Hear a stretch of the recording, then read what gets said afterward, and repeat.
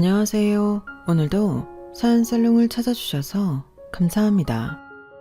저는 35, 업사이클 패브릭 브랜드를 운영하고 있는 사람입니다.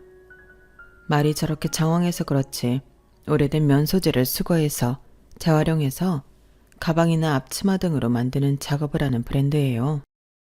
지금은 입소문을 타 자리를 잡고 안정적으로 수익을 창출하고 있지만 창업 초반엔 하루가 멀다 하고 울었어요.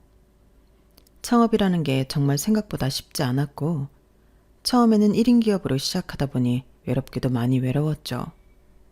그때 누가 그러더군요. 이럴 때 곁에 나를 지지하고 지탱해줄 사람이 필요하다. 일에 집중하는 것도 좋지만 혼자보다는 둘이 함께 걸어가는 게 인생의 진짜 시작이라고요. 지금 와서는 아무 의미도 없는 말이지만 그때는 그 말을 참 진지하게 들었던 것 같아요. 그만큼 제 곁에 누군가가 필요했다는 뜻이겠죠. 하지만 가장 힘들 때 만나 저를 지탱하는 줄 알았던 사람이 사실은 제게 기대기만 하려는 사람이라는 걸 알았을 때의 충격은 말로 표현할 수 없을 정도로 참담하더군요. 그 사람을 처음 만난 건 지인의 소개로 나간 한 저녁자리였어요.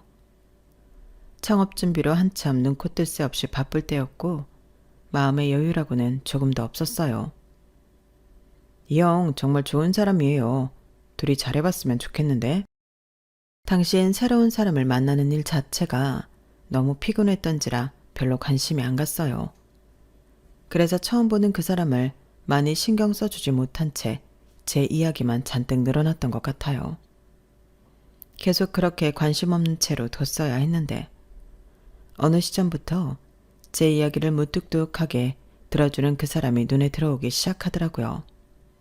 맞장구도 잘 쳐주고 한술 더 떠서 공감해주는 모습에 미안한 마음이 들면서도 고맙더라고요. 당시 제가 하도 매번 비슷한 고민을 얘기하고 다녀서인지 주변 사람들의 반응은 거기서 거기였는데 정말 오랜만에 제 이야기를 막 털어놓고 싶은 상대가 생긴 거죠. 무슨 이야기를 해도 맛깔나게 받아쳐주니 금방 호감이 생겼던 것 같아요. 게다가 막막하기만 했던 제 브랜드 사업의 비전을 봐주고 절대적인 지지와 존경을 보내주기까지 했어요. 감각이 너무 좋으셔서 이게 정말 버려진 천으로 다시 태어난 거라니 믿기지가 않는데요. 저도 누나가 있는데 이런 아기자기한 티코스터 같은 걸 참 좋아하거든요. 앞치마도 꼭 이렇게 예쁜 걸 사요. 이왕 요리하는 거 예쁜 거 입고 기분 좋게 하고 싶다고. 그래요. 저도 제가 하는 일이 너무 좋고 보람이 있어서 시작했는데 막상 사업을 하려다 보니 마음처럼 잘 안 될 때도 있고 이걸 사람들이 좋아해 줄까 막막할 때도 있더라고요. 그런데 동우 씨 이야기를 들으니까 너무 힘이 되네요. 분명 잘 될 거예요, 세연 씨. 저는 평생 직장에만 다녔던 사람이라 그런지 자기 일을 찾고 해내는 세연 씨가 너무 멋지고 대단해 보여요. 참 멋있어요, 세연 씨. 안정적이었던 그 사람과 새로운 일에 뛰어드는 도전적인 성향의 저는 서로가 갖지 못한 부분에 끌렸어요. 그 사람이 주는 위로와 응원이 너무나 크게 와닿았고 제가 하는 일에 대한 확신과 존경은 당시 제게 꼭 필요한 양분이었어요. 우린 서로가 서로에게 꼭 필요한 존재라는 생각이 들었고 그 마음이 사랑까지 발전하게 되었죠. 연애를 한 뒤에도 늘 일 때문에 지치고 힘들어도 한결같이 제 곁에서 응원해주는 그 사람 덕분에 사업은 생각보다 더 크게 번창했어요. 브랜드에 관심을 보이고 협업이나 팝업 스토어 제안이 많이 들어오기 시작하면서 몇 년 사이에 직원도 꽤 늘어났고 사람들 사이에서 입소문이 나기 시작하면서 매출이 급상승하기 시작했어요. 수익이 안정화되고 바라던 목표치를 어느 정도 이루고 나니 마지막 관문만을 앞두고 있더군요. 나이도 어느 정도 찼겠다. 결혼만 하면 된다는 생각이 들었어요. 그때까지 제 옆을 지켜주고 다른 걱정 없이 일에만 집중할 수 있었던 것이 다 그 사람 덕분이라는 생각에 결혼을 하게 되었죠. 하지만 결혼을 준비해보니 결혼은 현실이라는 말이 정말 딱 맞더군요. 그동안 제 일 하느라 바빠서 남편의 일까지는 신경을 많이 못 써줬는데 연애하는 동안 남편은 잦은 퇴사와 이직을 겪느라 저에 비해 돈을 많이 못 모아둔 상태였어요. 그래도 상관은 없었어요. 돈이 많은 사람이 아니라 인생을 함께할 반려자를 원했거든요. 우리 신혼집은 좀 외곽에서 살아야 할 것 같은데 우리 회사 근처로 잡을까? 당신 회사랑은 좀 멀긴 해도 차 타고 다니면 되잖아. 그럴 필요 없어. 신혼집은 내가 할게. 둘 다 다니기 편한 곳으로 하자. 정말 그래도 될까? 아직도 집은 남자가 해와야 한다는 인식이 있는 것 같아서. 됐어. 우리끼리 무슨 그런 걸 따져? 따지고 보면 내가 잘 된 것도 그때 당신이 옆에서 많이 응원해줘서 그런 것도 있으니까 부담 갖지 마. 고마워. 역시 능력 있는 아내 만나니까 너무 좋다. 당신이 최고야. 서울 중심지에 집을 얻기엔 턱도 없는 저축금에 신혼집은 제가 해가기로 했어요. 너 이렇게 열심히 사는 동안 그 앤 대체 뭘 하고 있었대? 이 나이에 겨우 5천? 엄마 아빠, 저 여기까지 올 수 있었던 거 다 이 사람 덕분이에요. 아니었으면 이렇게 잘 되지도 않았을 거야. 누군가는 신혼집을 여자가 해가는 걸 아깝게 느낄 수 있겠지만 이 사람한테는 아깝지 않아요. 내가 돈을 잘 벌게 된 데에 한몫하게 해준 사람이니까요. 그래, 네가 그렇게까지 말하는 데엔 이유가 있겠지. 하긴 사람이 혼자 잘 되는 법은 없더라. 너만 좋으면 우리는 그걸로 됐다. 물론 부모님은 탐탁치 않아 했지만 제가 열심히 설득한 끝에 남편을 나쁘게 보지 않게 되셨죠.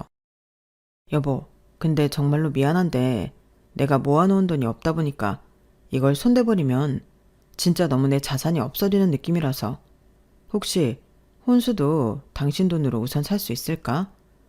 부모님한테 손 벌리기 너무 죄송스럽고 내가 돈 벌어서 차근차근 갚을게. 됐어. 당신 너무 이런 거에 신경 쓰지 마. 혼수 내 돈으로 할게. 미안해. 나 당신 아니었으면 제 나이에 장가도 못 갈 뻔했네. 나는 당신처럼 하고 싶은 일이 확고한 사람이 아니다 보니까 그동안 너무 방황을 많이 했나 봐. 괜찮다니까. 지금 하는 일 너무 안 맞으면 당신도 슬슬 하고 싶은 일 찾아봐. 우리가 당장 먹고 살 게 급한 건 아니니까. 아이 태어나기 전까지만 천천히 정하면 되지. 나라고 뭐 처음부터 잘 됐나. 하던 일 때려치우고 도전하고 실패하다 보니 이렇게 된 거지. 당신 말이 맞아. 내 와이프지만 정말 배울 게 많은 사람이라니까? 나도 힘내서 살 길 찾아볼게. 그때만 해도 남편은 저에게 미안함이나 고마움을 느낄 줄 아는 사람이었고 지금 잠깐 방황은 하고 있어도 자신의 미래에 대한 약속을 할 줄 아는 사람이었어요. 그래서 이왕 시작하는 거 그동안 열심히 번 돈으로 신혼집도 꽤 넓고 좋은 아파트로 하고 남는 방 한 칸은 남편의 미래를 위해 소재로 내어주기까지 했어요. 그런데 그런 남편이 결혼하고 그렇게까지 나태해질 줄은 꿈에도 상상 못했죠. 꿈 같은 신혼여행이 끝나고 본격적으로 진짜 결혼 생활이 시작됐을 때부터였어요. 남편이 일을 관둔 지 얼마 안 된 상태에서 결혼을 한지라 한동안 남편이 출근할 곳이 없었죠. 일찍 출근해서 늦게 퇴근하는 저로서는 남편이 평소에 어떻게 지내는지 제대로 살펴볼 겨를이 없었어요. 그런데 평일을 바쁘게 보내고 오랜만에 한숨 돌릴 여유가 있던 주말 오전 무심코 부엌에 나갔다가 깜짝 놀랐어요. 잔뜩 쌓여있는 배달음식 쓰레기에 음식물이 딱딱하게 굳어있는 접시들까지. 너무 어이가 없어서 꿈을 꾸고 있나 싶더라고요. 설마 싶은 마음에 세탁실에 가니 세탁기 앞에도 빨래가 잔뜩 쌓여 있었어요. 기가 막혀서 세상 모르고 자고 있는 남편을 흔들어 깨웠죠. 여보, 일어나봐. 저거 설마 일주일 동안 당신이 먹은 것들이야? 왜? 아니, 먹었으면 바로 치워둬야지. 저렇게 쌓아두면 어떡해. 빨래는 또 어떻고. 뭐야, 그것 때문에 자는 사람을 이렇게 깨워대는 거야? 일어나서 얘기해도 되잖아. 하도 어이가 없으니까 그렇지. 나 맨날 바빠서 집에 못 들어오는 꼴 봤으면서도 꼭 집을 이렇게 했어야 됐어? 집만 좋으면 뭐해? 관리가 잘 되어야지. 그러게, 내가 청소 이모님 쓰자고 했잖아. 뭐? 집에 사람 있는데 청소 이모님을 뭐하러 써?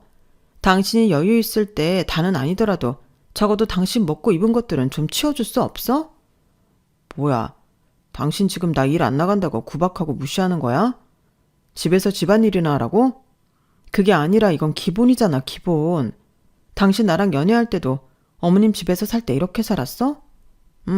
난 엄마가 다 해줬는데? 어차피 나 백날 가르쳐도 집안일 잘 못해. 우리 엄마도 진작에 포기했다니까? 그냥 청소 이모님 쓰자, 어? 당신 능력 되잖아. 무작정 이모님 부를 생각하지 말고 어느 정도 당신도 할 줄 알아야겠다는 생각은 안 해? 우리가 몸이 아픈 것도 아니고 집이 수백 평도 아닌데 할 수 있으면 최대한 직접 해야지. 그니까 직접 할 수 있으면 좋은데 당신은 맨날 일하러 나가 있잖아. 그럼 직접 할 수 있는 사람이 누군데? 나밖에 없잖아. 나보고 집안일이나 하고 기다리라는 거잖아.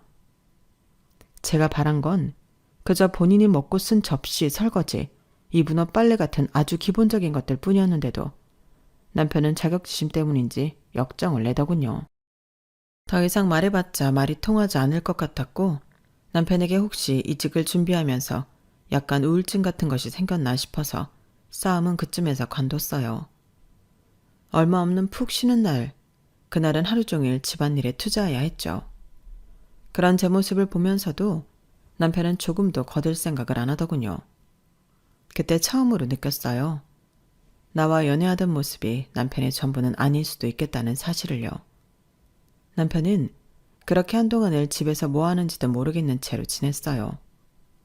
새로운 일에 도전해보라고 기껏 만들어준 서재는 들어가 보면 먼지가 쌓인 것 외에는 깨끗하고 거실이나 안방, 부엌만 생활감이 묻어나더군요. 그것도 아주 진하게요. 퇴근하고 집에 돌아오면 어지러져 있는 집을 보면서 내가 결혼을 한 건지 낳지도 않은 큰아들을 키우고 있는 건지 헷갈릴 지경이었지만 저에게도 힘든 시절이 있었듯 남편에게도 지금이 인생에서 가장 힘든 시기가 아닐까 싶은 생각에 꾹 참았어요. 힘들 때 옆에서 도와줬던 사람이기에 저도 응원하는 의미에서 남편을 믿고 기다려보기로 했죠. 하지만 남편은 나아질 기미가 안 보였어요. 그래서 생각해낸 게 제 회사에 들어오게 하는 거였죠. 일을 좀 하다 보면 남편도 달라지지 않을까 하는 기대였어요. 여보, 일이 잘 안 구해지는 거면 구할 때까지 우리 회사에서 일해볼래? 정말? 나 잘할 수 있어. 일 시켜만 줘.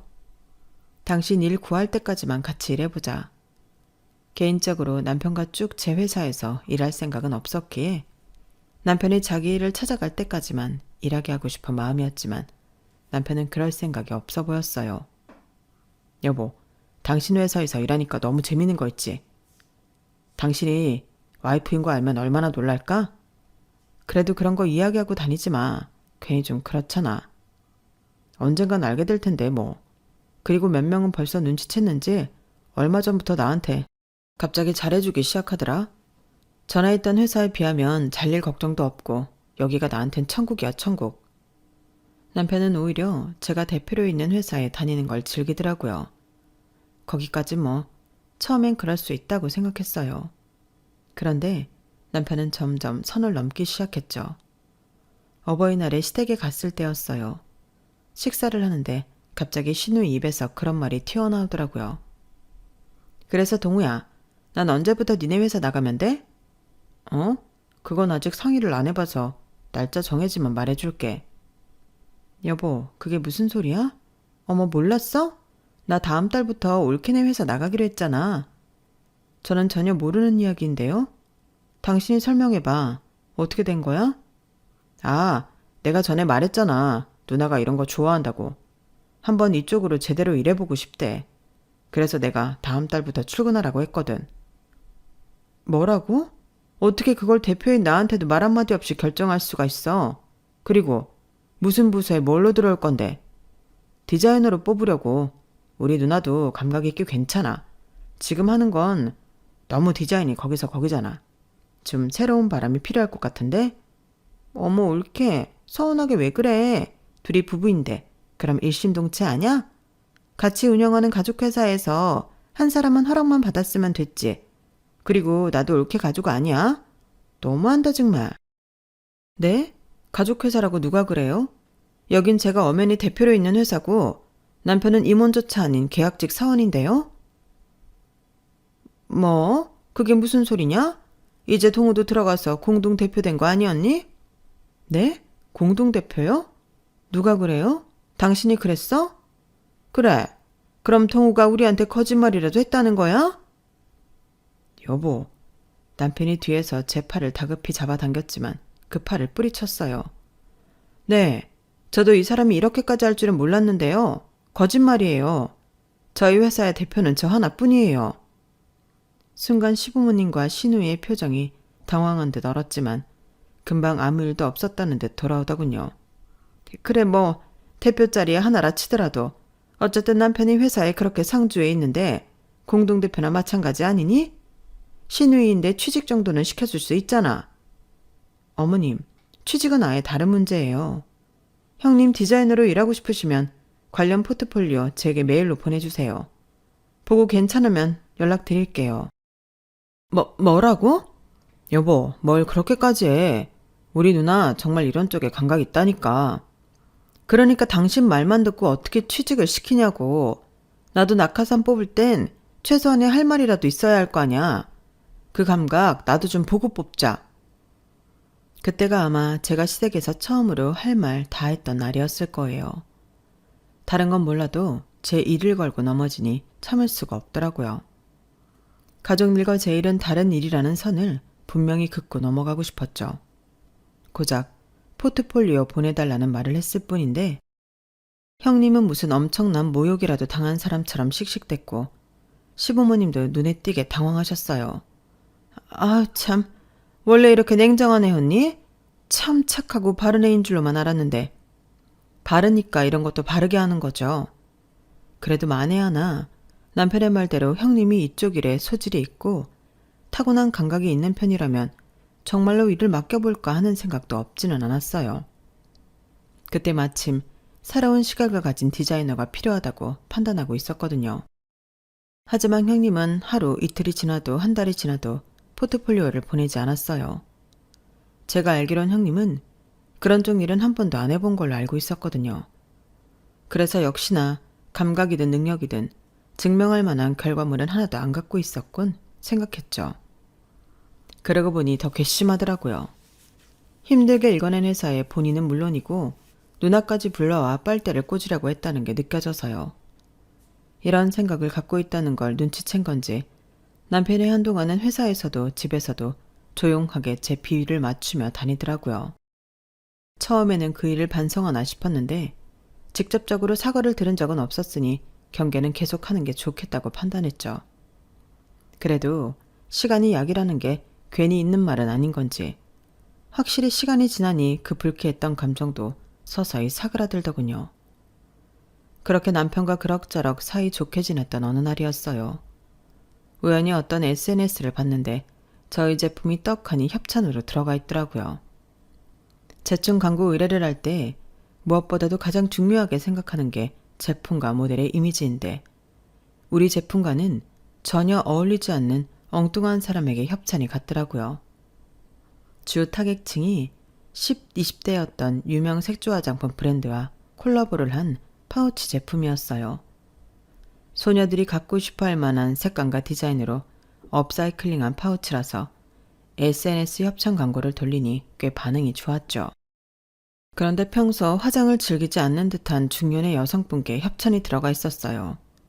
하나하나 다 살펴보고 컨펌을 하는 저로서는 너무나 황당하고 어이가 없었어요. 당장 담당자를 통해 어떻게 된 건지 알아봐 달라고 했고 전해 들은 소식은 충격적이었어요. 그게 기획팀 과장님께서 이 사람한테 꼭 협찬을 하나 하라고 신신당부를 하셔서 어쩔 수가 없었습니다. 뭐라고요? 알고 보니 남편이 마케팅 부서에 그 사람을 적극 추천한 모양이더군요. 하지만 그 사람은 팔로워 수도 많지 않고 한때 유아 계정을 운영하다가 게시물을 올린 지 아는 지도 꽤 된 사람이었어요. 얼굴조차 낯선 사람인지라 대체 어떤 연유로 이 사람한테 맡기게 된 건지 조사해보니 시누이와 절친한 친구 사이인 모양이더군요. 기가 막혔죠. 화가 나는 걸 꾹 참고 퇴근을 했는데 집에 도착한 남편이 하는 말에 결국 뚜껑이 열리고 말았어요. 여보, 있잖아. 나 직급 좀 올려주면 안 돼? 이제 회사 사람들이 다 내가 당신 남편인 거 아는데 내 직급이 과장인 게 좀 민망해. 당신 말대로 대표까진 아니더라도 이젠 직급 좀 올려줬으면 좋겠는데? 당신이 우리 회사에서 하는 일이 뭐가 있다고 직급을 올려? 당신보다 일 많이 하고 아이디어 내서 매출 올린 다른 직원들만 해도 벌써 몇 명이나 떠오르는데, 당신 직급 올릴 거면 그 사람들 직급을 먼저 올려주는 게 회사에 더 이득 아닐까? 뭐? 당신 어떻게 서운하게 말을 그렇게 해? 내가 회사에 아무런 도움도 안 된다는 소리야? 모르는 분야여도 늘 새롭게 배우는 마음으로 성실하게 임하고 있어. 당신이 몰라서 그렇지. 아, 그래? 그렇게 모르는데 모델은 당신 마음대로 뽑아서 협찬을 해줬어? 뭐?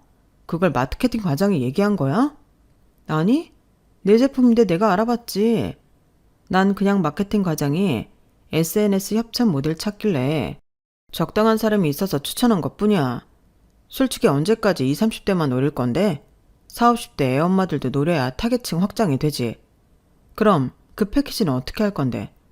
완전 감성 자체를 젊게 만든 제품이야. 적어도 40, 50대한테 줄 거였으면 평소 화장을 하는 사람한테 줬어야지. 모든 게시물이 민낯에 색조 화장을 해본 적도 없는 사람한테 협찬을 주면 사람들이 퍽이나 관심 가지겠다. 이게 우리 일만이 아니라 화장품 브랜드랑 콜라보한 제품인데 그쪽 이미지도 생각해 줘야 할 거 아니야. 그리고 그 사람 형님 친구분이던데?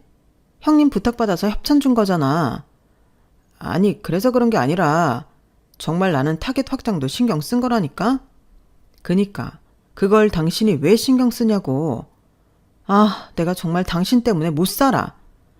아니나 다를까 며칠 뒤 함께 협업을 했던 화장품 회사에서 바로 피드백이 날아오더라고요. 더 신중하게 모델을 검토해 보겠다고 사과하고 잘 넘겼지만 남편이 결국 일에 지장을 줬다는 게 정말 화가 나더라고요. 난 솔직히 당신이 이제 좀 다른 일을 알아봤으면 좋겠어. 우리 회사 일하고는 별로 안 맞는 것 같아. 이제 와서 내가 갈 데가 어딨다고 그런 소리를 해. 가만 보면 당신이 일할 때 참 냉정하다? 당신이 이 사업 시작할 때 내가 얼마나 응원해줬는데 당신이 나한테 이래도 되는 거야? 그날부터는 매일이 싸움이었어요. 솔직히 당장 잘라버릴 수도 있었지만 그게 마음처럼 쉽지만은 않더라고요.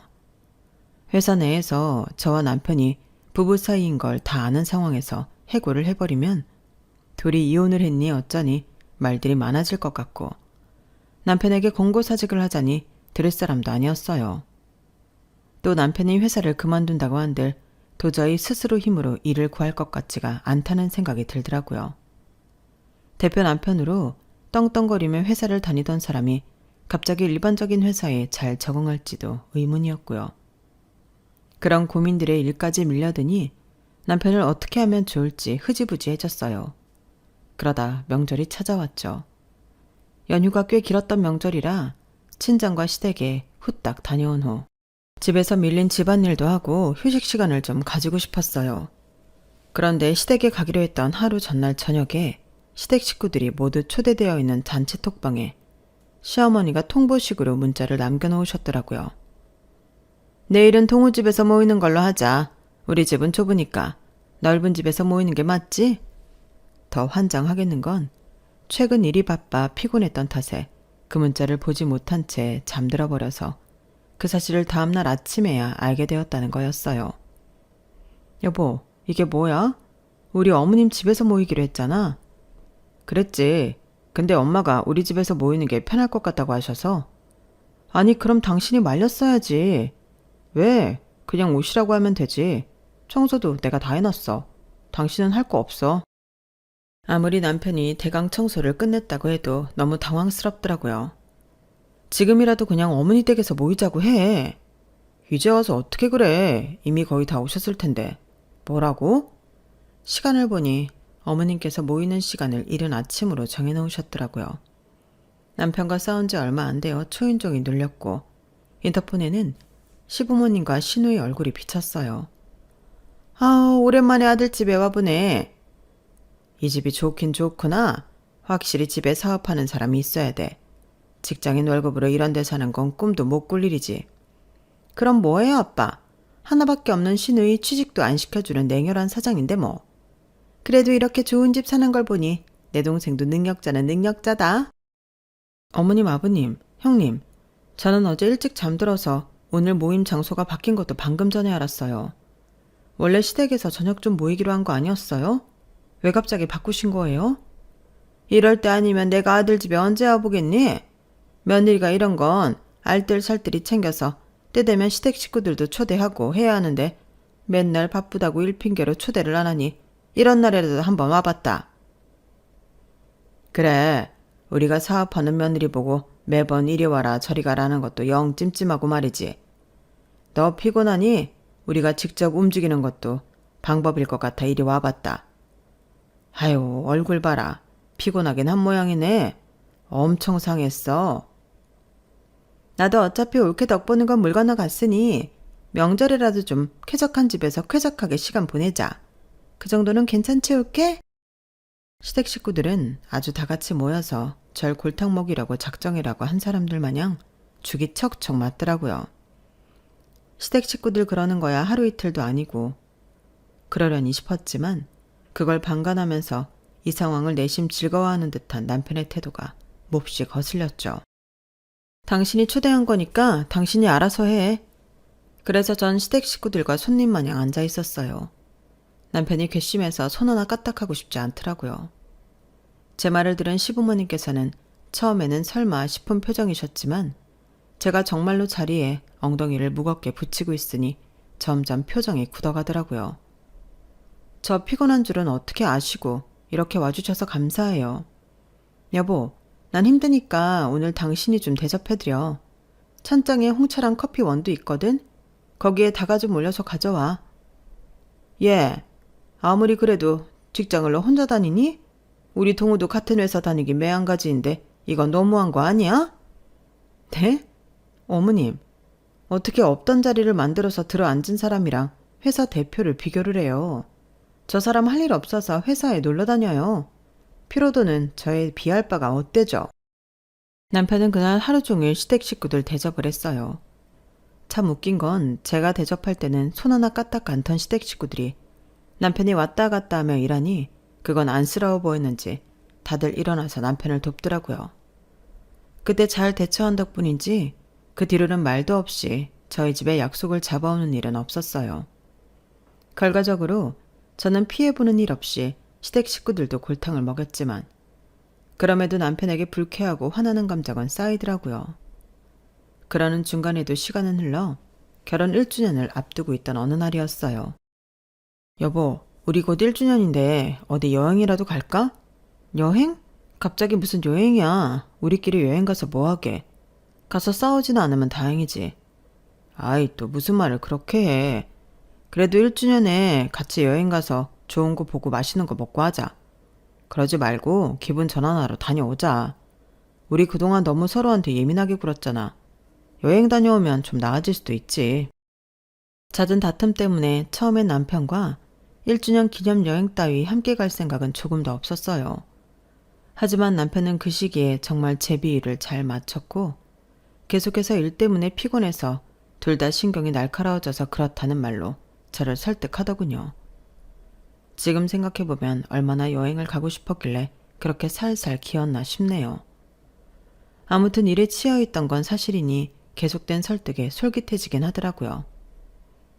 알겠어. 그럼 비행기표랑 숙소는 당신이 좀 알아봐. 일 때문에 남편에게 카드를 맡겼고 남편은 며칠 열심히 찾아보더니 숙소와 항공권 결제를 하더군요. 어련히 알아서 했겠거니 싶어서 별로 터치를 안 했고 막상 여행 날짜가 다가오니 설레기까지 하더라고요. 남편이 여행지로 정한 곳은 이탈리아였어요. 신혼여행 때도 안 갔던 유럽을 가겠다고 생각하니 기대가 됐어요. 여행 일정 때문에 꽤 긴 휴가를 내놓은 터라 여행 몇 주 동안 정신이 없었어요. 집안일도 거의 이모님을 불러 맡겼고 여행 준비도 남편에게 다 맡겨버렸죠. 그게 제 불찰이었을까요? 여행 당일 정말 상상치도 못했던 황당한 일이 생겼어요. 여보 뭐해? 빨리 가자. 아유, 뭐가 그렇게 급해서 그래. 잠깐만 좀 기다려봐. 공항에 도착해 수속을 밟으러 가려는데 남편이 자꾸 꼭 누군가를 기다리는 것처럼 뒤를 돌아보면서 불안해 하더라고요. 처음엔 뭐지 싶었는데 몇 분 뒤 나타난 시부모님 때문에 정말이지 뒷목을 잡고 쓰러질 뻔했어요. 아, 내가 정말 아들 하나는 잘 키웠다니까. 내 평생 이 나이에 이탈리아를 가볼 거라고는 생각이나 했겠냐고. 그러니까 말이야. 솔직히 말하면 동우 아니었으면 비즈니스석도 타볼 일 없었겠지. 여보, 이게 어떻게 된 일이야? 우리 결혼 기념일 여행 아니었어? 아, 우리 엄마 아빠 기념일도 우리랑 한 달 차이밖에 안 나잖아. 이왕 가는 거 부모님도 모시고 가면 효도도 하고 우리도 좀 덜 싸우지 않을까 싶어서 모시고 왔어. 근데 그걸 이제 말해? 이렇게 당일날? 오늘 아침까지만 해도 아무 말 없었잖아. 미리 말하면 당신이 순순히 모시고 갈 사람이야? 이렇게라도 해야 자연스럽게 가족여행을 갈 거 아니야.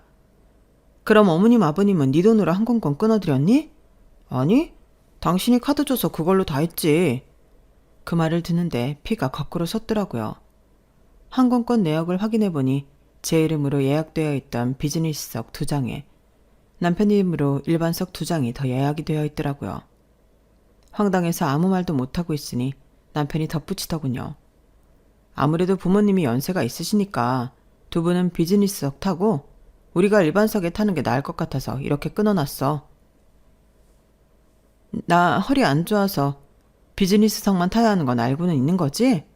뭐 그렇긴 한데 그렇다고 우리 엄마 아빠를 일반석에 태울 수는 없잖아. 글쎄, 그럴 줄 알았으면 두 분도 당신 돈으로 비즈니스석 끊지 그랬어. 미안한데 다 내 카드로 긁었는데 일반석에 타고 싶지 않은데? 비즈니스로 한 장 더 있으니 나 말고 비즈니스로 타고 싶은 분은 누구로 할지 잘 상의해봐. 비즈니스석 2장, 일반석 2장으로 하면 당연히 시부모님을 태울 거라고 생각한 의도가 빤히 보여서 남편 의도대로 따라가 주긴 싫더라고요. 무엇보다 이번 여행의 경비는 전적으로 제가 된 거였어요. 가서는 남편이 준비한 돈으로 쓰기로 했다지만 항공권과 숙소 등 큰 돈이 들어가는 건 다 제 카드로 해놓은 상태였죠. 시부모님과 비즈니스석에 다 장기 비행을 하는 게 부담스러워서라도 일반석에 탈 줄 알았는지 남편 안색이 순식간에 어두워지더라고요. 당신 진짜 우리 엄마나 아빠랑 타게? 어쩔 수 없잖아. 한 분이라도 타게 해드려야지. 결국 남편은 시어머니를 비즈니스석에 보냈어요. 아우, 저 사람도 나이가 있는데 나만 비즈니스석에 타서 미안해서 어떡하나? 그러게요. 두 분 가시는 거 알았으면 비즈니스석으로 해드리라고 했을 텐데 저 사람이 센스가 좀 없었네요. 그래도 어머님이라도 타신 게 어디예요? 저 듣기 불편하라고 시아버지를 걱정하라는 소리도 바로 맞받아 쳐버렸어요. 그랬더니 심기가 불편하셨는지 다음부터는 말씀을 안 거시더라고요. 솔직히 비즈니스석은 좌석이 떨어져 있기도 하고 혼자 시간을 보내기 좋아서 그다지 불편하지도 않았어요. 영화도 보고 책도 읽고 잠도 자고 나니 도착했더라고요. 나와서 캐리어를 찾은 후 남편과 시부모님께 통보했어요. 여기서부터는 따로 다니죠. 저는 결혼기념일 여행을 온 거지 시부모님께 효도하려고 온 여행은 아니거든요. 뭐? 여보, 그게 무슨 말이야? 어차피 숙소도 같이 쓸 건데 따로 다니자고? 숙소 같이 쓴다고 누가 그래? 다 내 카드 긁어서 예약한 거 아니야? 당신이 호텔 알아봐 준 건 고마운데 그건 그냥 결혼기념일 선물이라 생각할게. 돈 한 푼 안 들이고 예약만 해준 건데 이거라도 선물이라 생각 안 하면 내가 너무 슬프잖아. 시부모님이랑 올 줄 알았으면 난 안 왔지. 나한테 미리 말 안 해준 건 당신이니까 두 분 모시고 어디서 묵을지는 당신이 알아서 해. 말 다 했어? 이렇게 타지에 와서까지 매정하게 굴어야겠어? 매정? 내가 열심히 번 돈으로 당신 부모님 두 분 다 비행기까지 태워드렸으면 난 며느리로서 충분히 할 만큼 한 것 같은데? 돌아가는 비행기표 취소당하고 싶지 않으면 토달지 말고 잘 여행하고 와. 그 말을 끝으로 전 캐리어를 들고 떨어져 나왔어요. 남의 돈으로 하는 여행이라 더 열심히 알아본 건지 남편이 예약해 놓은 호텔과 여행 일정은 기가 막히더라고요. 원래 둘이 올 생각이었던 여행이 혼자가 되어버리니 쓸쓸하긴 했지만 오히려 생각을 정리할 수 있는 계기가 되었던 것 같아요.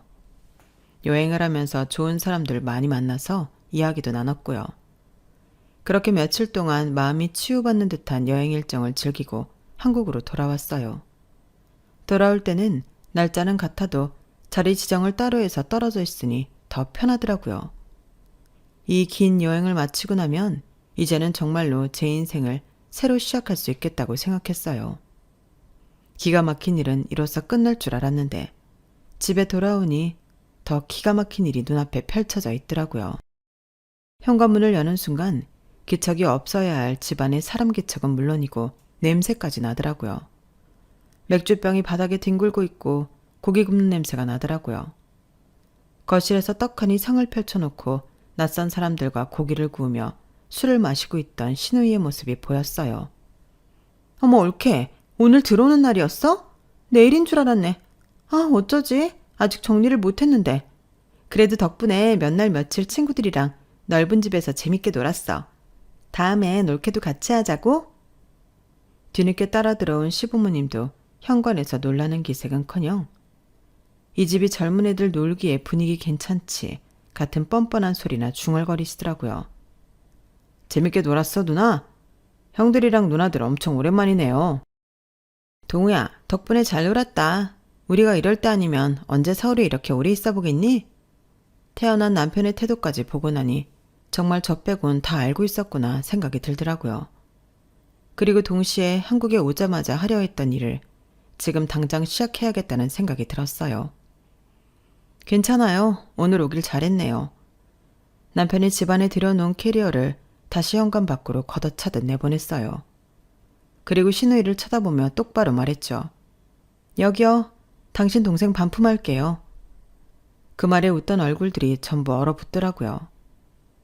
내가 다시 돌아올 때까지 이 집 비워놓지 않으면 무단 침입으로 신고할 테니 정리 똑바로 해놓으세요. 그리고 당신도 더 챙길 짐 있으면 챙겨도 싹 다 버리기 전에. 그 후로 시댁은 여러 번 연락해왔어요. 얘야, 우리도 동우가 너한테 우리가 같이 간다는 말을 안 했다고는 생각도 못했다. 우리도 몰랐어. 올케 정말 미안했어요. 올케가 그렇게 화낼 줄은 몰랐어요. 진심이에요. 여보, 내가 정말 미안해. 내가 너무 욕심을 부렸던 것 같아. 난 그냥 당신이랑 정말 잘 지내고 싶은 마음에 계획한 여행이었는데 이렇게 좋은 걸 우리만 한다는 생각에 부모님까지 모시고 가고 싶어서 그랬어. 한 번만 용서해주면 안 될까? 하지만 이제는 그 어떤 사과도 후회도 그 시절 저로 돌려놓을 수 없었어요. 완벽하게 혼자가 되어서 다녔던 여행에서 저는 누구의 아내도 며느리도 누나도 아닌 그냥 나라는 사람으로 살아봤어요. 햇살 좋은 광장에서 커피를 마시고 아무도 나를 부르지 않는 하루를 살아봤죠. 남편과 헤어지면 외롭고 쓸쓸할 줄 알았지만 의외로 그런 시간들은 제게 너무나 조용하고 너무나 좋았어요. 맞아요. 그 여행에서 전 남편과의 이별을 결심하게 됐어요. 이혼을 하면 하늘이 무너질 거라고 생각했지만 남편 없는 긴 시간들이 제겐 오히려 위안이 되고 평화롭더라고요. 그래서 용기를 냈죠. 지금은 남편과 이혼을 했고 그 여행에서 만났던 소중한 인연들과 만남을 이어가며 결코 외롭지 않은 나날들을 보내고 있어요. 혼자서도 충분히 웃을 수 있다는 걸 그 여행이 알려줬거든요. 제 이야기는 여기까지입니다. 들어주셔서 고맙습니다. 옆에 있는 소중한 사람들과 매일매일이 행복하시길 바랍니다. 감사합니다. 여러분, 사연 댓글에 응원과 현명한 조언 부탁드려요. 좋아요와 구독은 저에게 큰 힘이 됩니다. 오늘도 좋은 일 가득하세요.